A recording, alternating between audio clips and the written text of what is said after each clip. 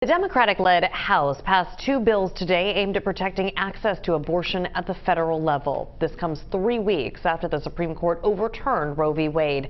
Eyewitness News anchor Siafa Lewis is in our newsroom with what these bills will do, plus the high-profile member of the White House coming to Philadelphia tomorrow to talk about this important issue. Siafa? Yeah, good evening, Jess. Vice President Kamala Harris will be in Philadelphia tomorrow for a roundtable discussion focusing on reproductive rights. As for the bills themselves, the first is called the Women's Health Protection Act.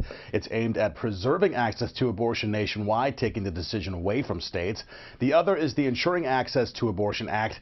It's intended to protect the right to travel to seek access to an abortion.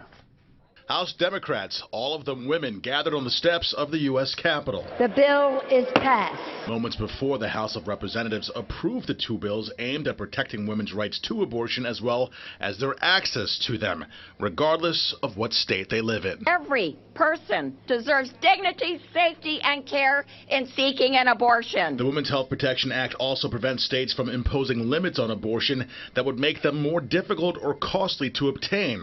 Republicans objected. The majority of Americans do not support abortions with no limits. Of course, when the Supreme Court overturned Roe v. Wade, it created a domino effect, resulting in a number of states banning the procedure altogether, even in cases of rape and incest.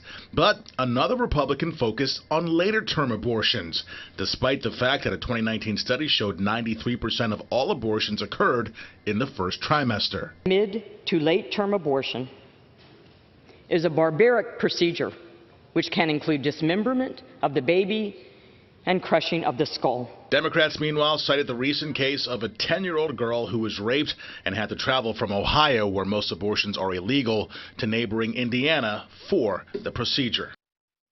According to Republicans, even a little girl impregnated by a brutal rape should be denied an abortion and have to endure government-mandated birth.